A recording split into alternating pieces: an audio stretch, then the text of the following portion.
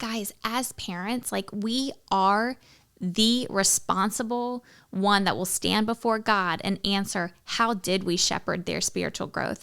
And summertime is just the perfect season to hit reset and really fill their spiritual buckets. So you, as the leader, you are called to pray and seek the Lord and how it's best for you, your spouse, and your family to grow in that area.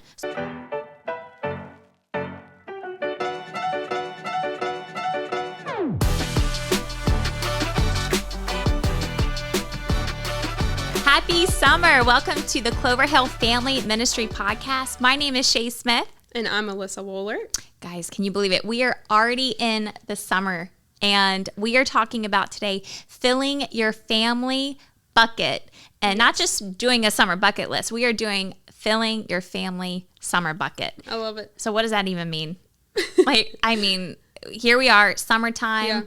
Yeah. Kids are out officially of school, and as a mom, I'm like, okay. Either that's a great thing or a scary thing. Yeah, and a lot, I think, for parents, they're like, who's going to be watching my kids throughout the day? Yeah. And now we have a lot of family time together. Yes. So what do you think? I mean, any summer fun plans for you guys that you have that you're like, oh, we have this to look forward to? What do you have going on? We have a couple trips. You got to have a couple trips, right?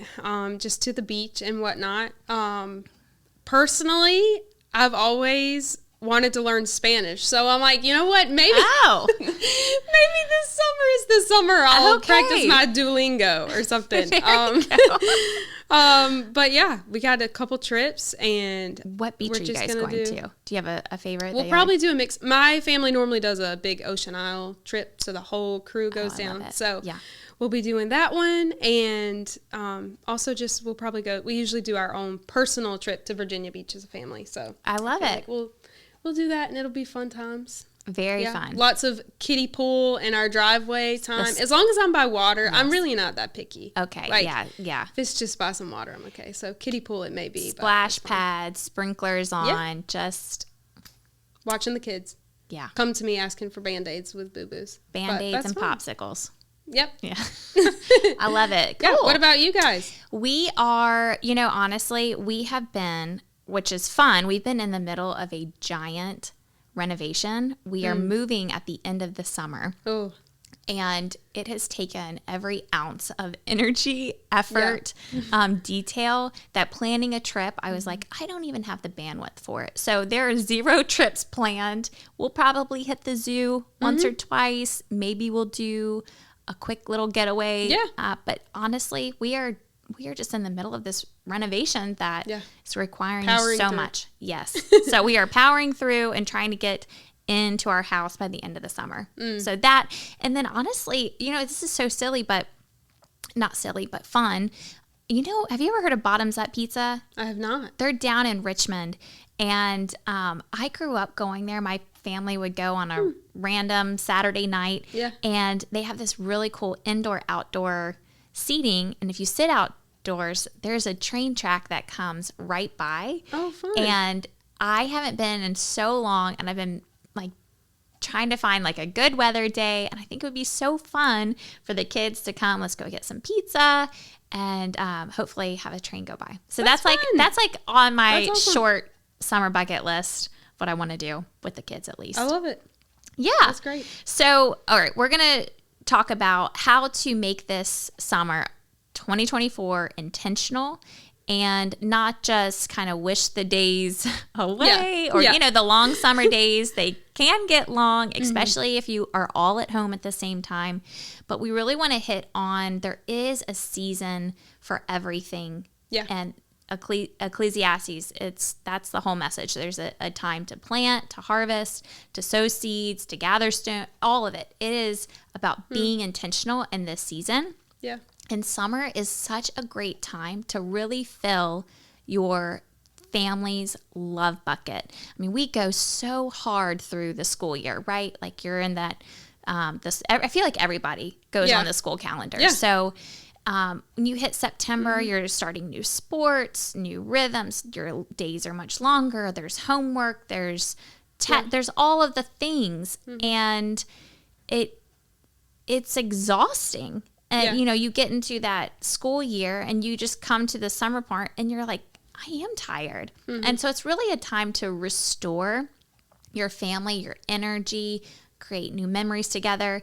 And so we're going to go over 4 main principles on how to make this summer really intentional. Yeah, I'm really excited about this talk. I think it's going to be a good one. I think it's going to be just a good listen. And this morning, actually, as I was prepping last minute, looking over what are we going to talk about, I found myself sitting on my couch with my 11-month-old who wasn't feeling very good, and I got nap trapped more or less, and I didn't have my phone, and I didn't have my Bible.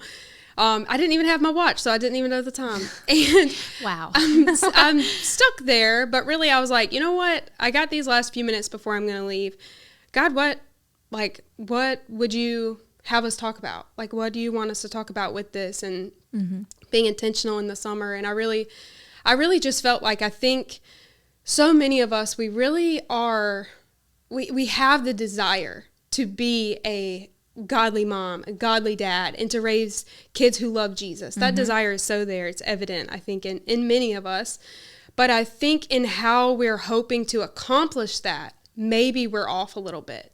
And I think we're so set on, like, if I could just do these points and if I could have this X, Y, and Z, tell me what to do and I'll do it. Like, tell me how my kid will not have childhood trauma and I'll do it. Tell me how my kid will grow up loving Jesus and I'll do it. And that is great. But I don't know that it's always quite as simple as X, Y, and Z, but I think it's better. I think it really is in the God truly, if we can just grasp and wrap our minds around the fact that God cares a lot less about what we're doing and a lot more about who we're becoming. And I think if we can grasp that, even before we go into this talk, because we're going to have some bucket lists. I'm all about a bucket list. Really practical advice. I love it. But I think at the end of the day, those things are great, but it's everything. It's about our everyday, just being transformed by Jesus, hearing from Jesus, being in his presence. Right. Those are ultimately the things that are going to give us the joy of whatever season we're in, regardless of what that looks like. So I love it. In the back of our mind, I think that's just like the nugget that's there. Yeah. I love that. You said it's really about who we are becoming. And as we lead our children, who our children are becoming as God intended them to become. Yeah. So we're going to go through 4 main things on how to really shepherd your children through this season of summer. Yeah. And I think the first one, we already hit on it, is spiritual. And I think the question we need to ask is, how can your kids love God and each other in a special way this summer? So some ideas, just to throw one out, is do a short devotional series. Do something that, hey, we're going to pick up and go through the book of Luke. And how do you make that applicable to little kids or to your family, to your marriage? So what is one way that you can shepherd spiritual growth in your family this summer? And always, like Alyssa said, always keeping Christ-centered, trying to develop who you are as a believer and also shepherd your children. So this is like in addition to, we talk about Jesus more than just we have a family devotion and that's the only time he's brought up. But really, that's just like a icing on the cake, like an extra thing of time where this is truly dedicated to Jesus. But as we're going about life, we're still involving him into everything. We're still talking of him. We're still all of those things, but just that carved out time specifically to be in the Word, very special. I love it. Yeah. And maybe this is just a suggestion for those who have rising middle schoolers or rising high schoolers. Pick a book that would speak to them in that season. Yeah. Read it with them. Walk through it with them. Hey, if you need to give them some, prize at the end, you get 2 hours of extra screen time or whatever, go celebrate. But be intentional about, this is a great season while your kids aren't in the mix of school. They're separated, they're a little bit more isolated, but you have more of an influence to walk through something, a book or something that's beneficial to them and their spiritual growth as a woman or as a man chasing after God. Yeah. Definitely. I think it's their brains, like you're saying, their brains are so tired during the school year that it's kind of nice in the summer that maybe they can use some of that brain energy that's in there to actually, like, you can dive a little bit into the word and discuss it and let that kind of be the intellectual part of the summer. I think that's awesome. I think for young kids, because that's my season of 4 to and 11 months, I'm like, wait a second. So one thing that I've come across is the Minnow. They have an app that you can pay for, like, I think a subscription with them, I guess, but also on YouTube for free usually is what I have it on. And it will go through Bible stories, and it is amazing. And it's not just for littles my age. Like, it would be even older than that would be appropriate to watch this. But my girls are able to watch it. My 4-year-old understanding obviously better than my 2-year-old, but it's just Bible stories. It goes through Bible stories. It talks about sin. It talks about the garden and the fall, and it talks about God. I mean, it literally is like theology for your little ones. And that's free on YouTube. So that's a great spiritual Minnow. So we are going to give you guys a ton of information. All of our like kid-free activities this summer where you can go and eat free for your kids. And then this Minnow, we are going to put a ton of show notes in that section. So make sure you check that out so you don't have to take notes right now. You can just listen. But we're going to give you a ton of resources. So you're going to have a lot of things to pull from for this summer. Yeah. So Minnow, I love that. That's great. So really the bottom line for this first point is how can you shepherd and grow your family's spiritual growth during the summer season?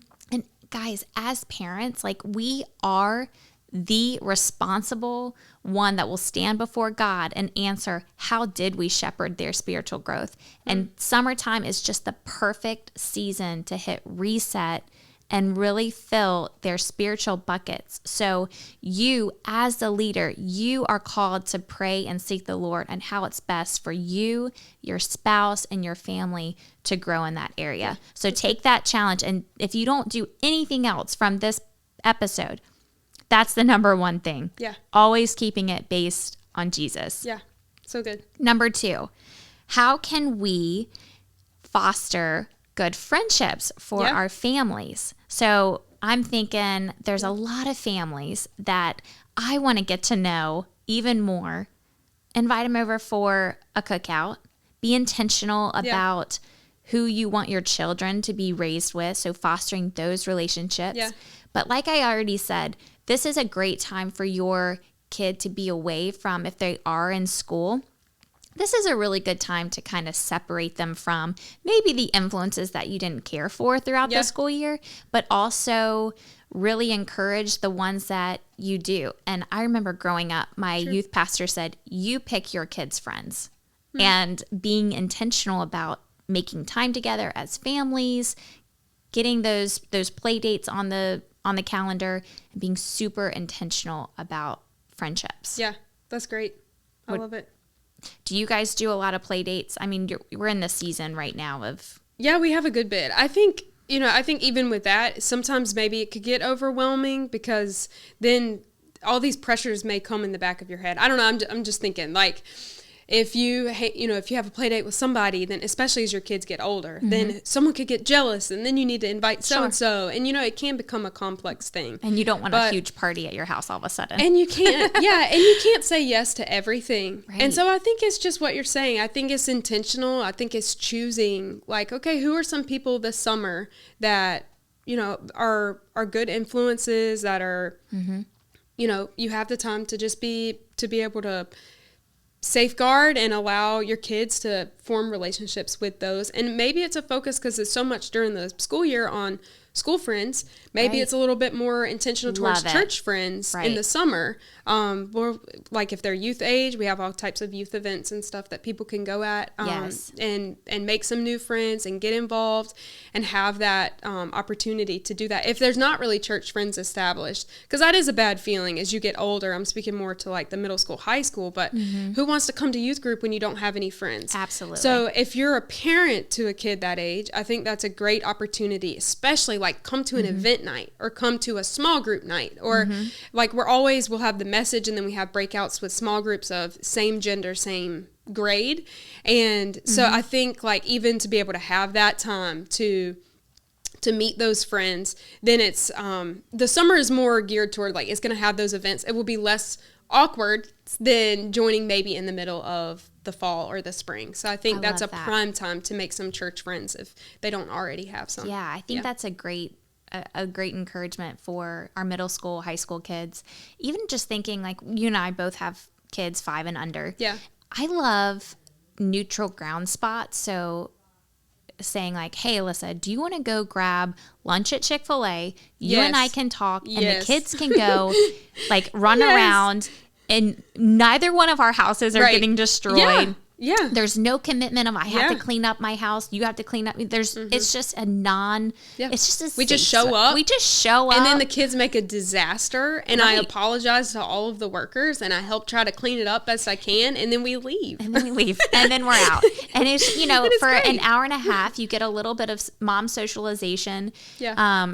But then your kids have some socialization with each other and on an indoor playground. And even at nighttime, we do it with other couples who have kids, and both of us can sit and eat while all of the kids are in the play place. And so even if it's you worked all day and then how do you have a social life, maybe it's that. Maybe it's after work, y'all meet at Chick-fil-A and play in the play place. You know who has a great indoor play place? The McDonald's off of Broad Street near Short Pump. Oh. You know the one right in front of Home Depot and Target? Yeah. What's the Hobby Lobby, that whole strip, that McDonald's play place indoor, it's a good spot. It's bomb. It's great. Okay. So that's good to know. Yeah. I'm all about a play place. Yeah. Indoor. And if you like who gets sick of Chick-fil-A, but just in case you need a little NDs in your life. That's good. That's great. So friendships, really being intentional about your personal friendships with other couples who have families and children that you're like, I want my kids to grow up with you. So being intentional about that. It doesn't have to be fancy. It can be at a neutral spot, but really being intentional about friendships. I love it. So spiritual friendships. The third thing we're hitting on is life skills. Yes. Now, I can't wait to teach my son how to scramble an egg so he can make his siblings eggs. I don't think we're at that stage yet. One day. But this whole section is about how do you prepare your kid to do something useful in the school year. Yeah. Is it tying the shoes? Is it potty training for the next season? Is it buckling themselves in the car seat? Maybe? Buckling or unbuckling. That's even harder. Do you have one of those unbuckler? I've seen them. I've heard they don't work. Do they work? They work. Okay. All right. Good to know. There you go. Problem solved with that. I waited probably 6 months too long just to buy it. And I'm so glad I did because now the oldest two, 4 and 5, unbuckle themselves. Wow. That's great. Life skill. Check. Done. So the question is, what can you teach your family in a practical skill? If you have middle schoolers, do they know how to do their own laundry? They are very capable of doing their own laundry, helping around the house.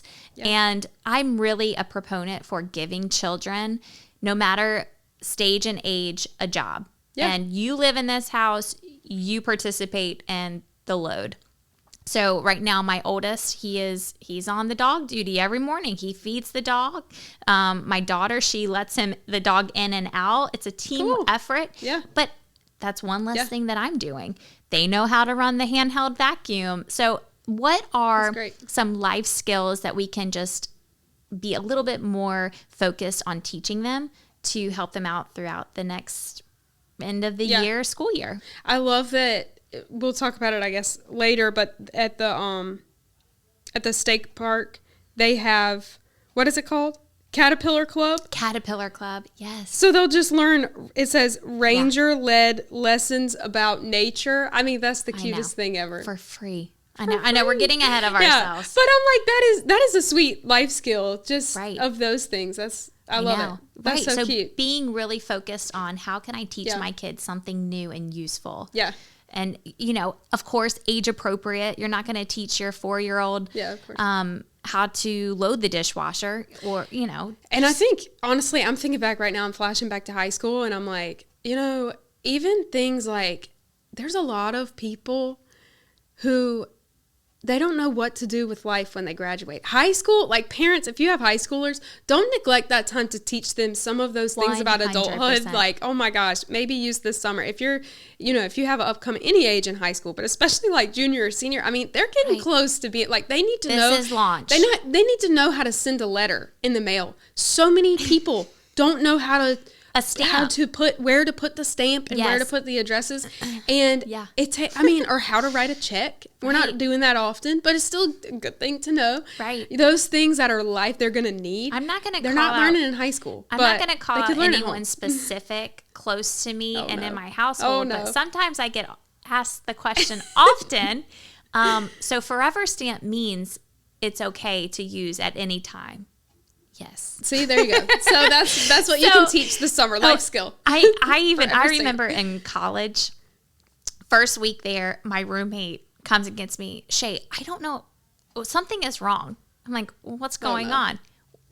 Homegirl put all of her dirty clothes in the dryer, put the soap, the detergent all over her clothes, and was like, why isn't the filling up with water? I'm like, well, it's in the dryer. So she did not know the difference of which machine was which. I love her dearly, and if she's listening, I love you. But that was one of those moments. I'm like, yeah, that's rough.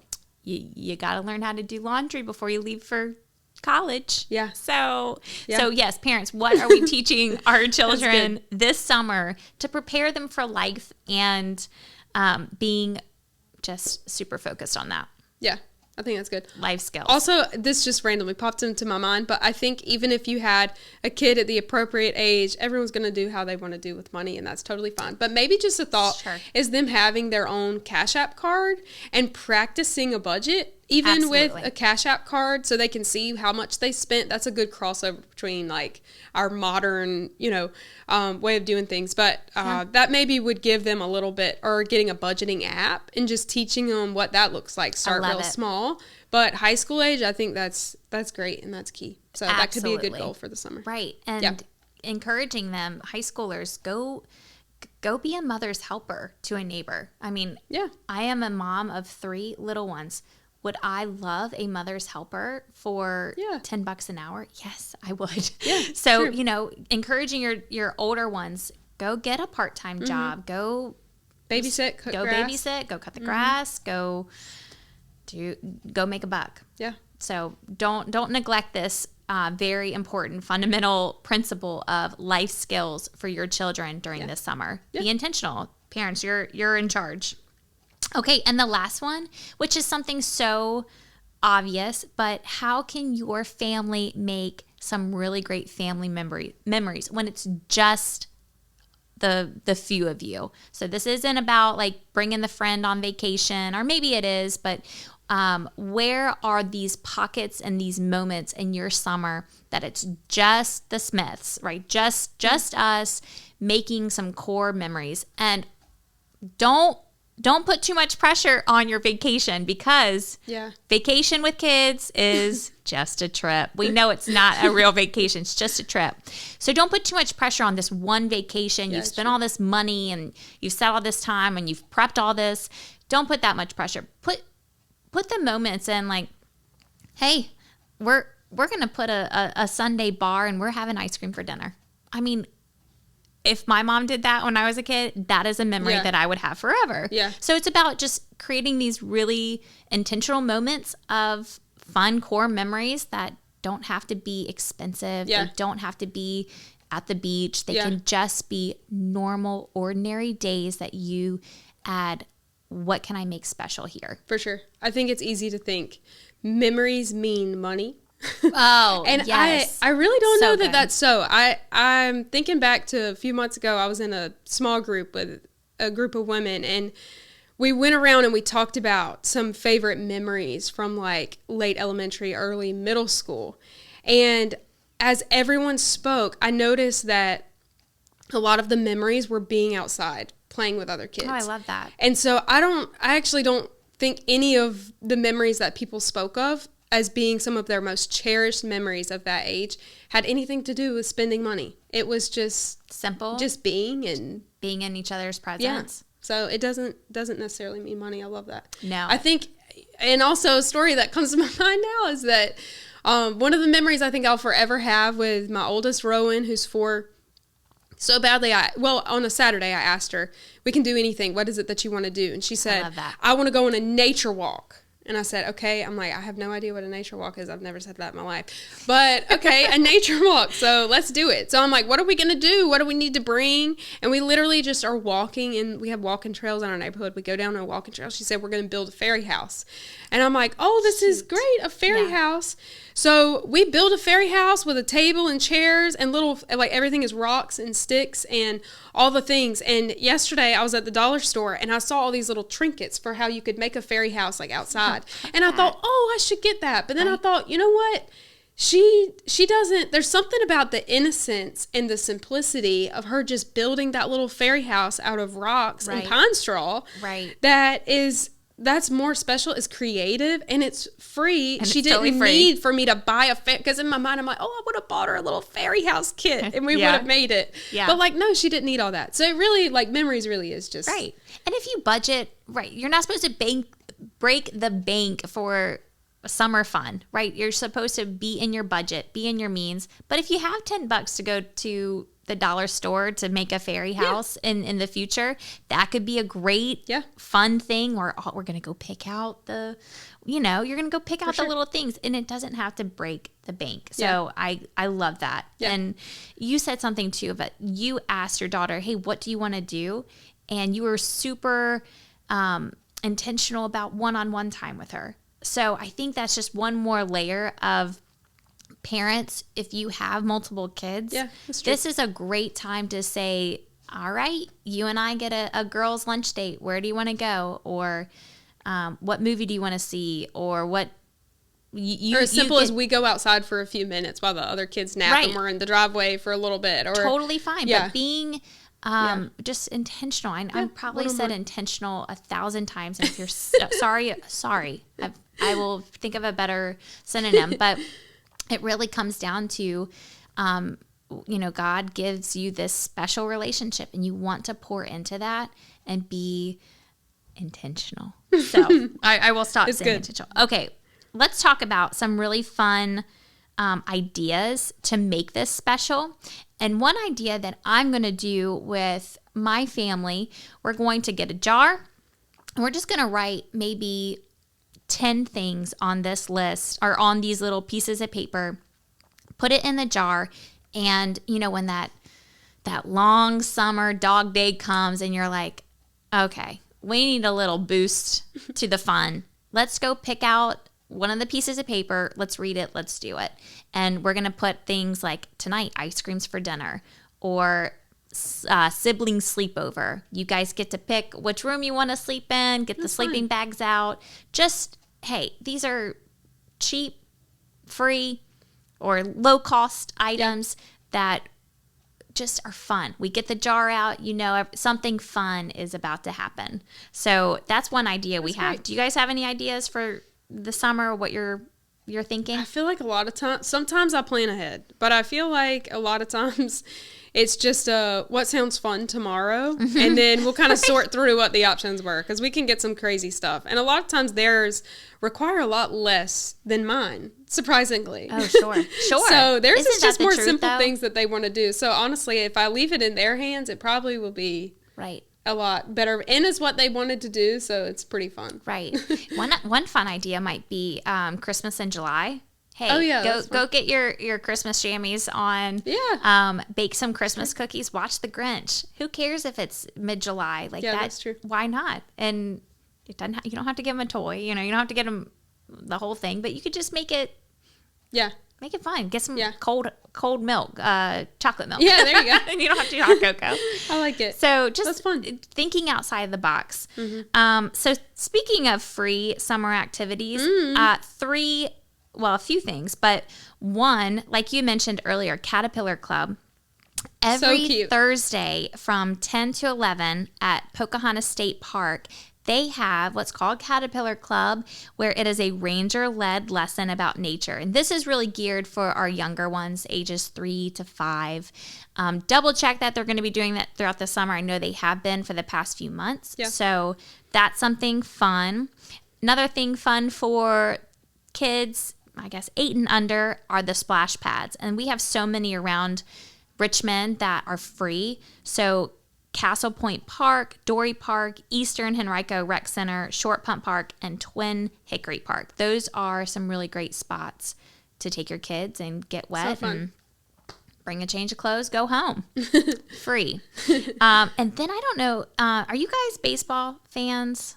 We haven't been. Maybe we could be this summer. Maybe you could be on Sundays, because on Sundays, the Flying Squirrels, if you register for Go Squirrels Kids Club, your kids get free tickets to every Sunday home game. Nice. So that might be a fun, one time this summer, let's do that. Why not? And then now we're hitting my favorite, where kids eat free. I am a foodie. I like to go to restaurants. Is it chaotic and hectic with kids? Yes. But when they get a free meal, it makes it even sweeter. Oh, yeah. So a couple of places, and again, all of these will be in the notes, but Joe's Inn, Mondays and Tuesdays. And let me preface before I read this whole list, most everything is a free kids meal with an adult purchase. Yeah, so makes sense. You got to go buy your own meal, but your children can eat free. So Mondays and Tuesdays at Joe's Inn, River City Diner every Wednesday, Firehouse Subs on Tuesdays and Sundays. So hey, after church, why not hit some subs? Moe's Southwest Grill, they eat free. I think it's any day. I'm not sure if it's a specific, but look it up. Double check. Tzatziki Sundays, kids eat free. Panda Express, that's on Tuesdays at Tuesday nights. A place called Easy Burger, that's on Wednesdays. They can get a free hamburger, hot dog, grilled cheese, plus fries and a drink. And then Roots is in Richmond, and that is every day. Every day you go and buy an adult entree, your child gets a free kids meal. That's awesome. So, and this is the fun. I saved this one for last. Since we're at the end of the year and your report cards are just laying around, take your report cards to Krispy Kreme, and they will give you up to 6 plain glazed donuts for A's and B's. I know. If my kids don't have a report card, I wonder if I could just make my own. Well, I'm wondering. I'm wondering how we. Yeah, right. You are the teacher. Yeah, there you go. So I don't think they would say no, but they sign it and they give you up to 6 donuts. So how fun is that? And I don't think there's an expiration on that. So I think, hey, you can go in August or whatever. But they sign it and they give you some donuts. That's so cool. I mean, what a fun outing, right? So look, this is not about this whole episode is not about just adding things to your list. You're already busy enough. This is not about creating more and creating busy, because busy breeds anxiety, to be honest. So it's really about clearing the calendar, creating margin, creating space, creating moments for memories to come, and being together. That's the number one. Having an intentional time with your family, filling up spiritually, leading your children and their spiritual growth, their friendships, their life skills, and it's a lot less of what do I need to be doing, and a lot more of just who am I hoping to become. I love that. Just being. Just focus on being. Right. And who am I? Who am I in the Lord? Who does the Lord say that I am? As I go about my day, as I'm doing the small medial task, all the things, just God transforming us in those things, and us just outwardly showing what He's doing inwardly. It's not, I hope it's not, as much of, I need to do this. Oh, I need to work on this. And just a lot more of a message of just getting to be. We just get to be. Right. And not necessarily doing the bucket list, but filling your bucket so you can pour out. This is where in September, October, November, this is the reserves. This is where you're grabbing from. So really fill up on your summer love bucket as your family, as yourself, with your kids, and make a great summer by being together. I love it. Go get some free kids meals. Oh, yeah. Tzatziki on Sunday after church. You'll find me there. Okay, family. Awesome. We'll see you next time. Thanks for joining.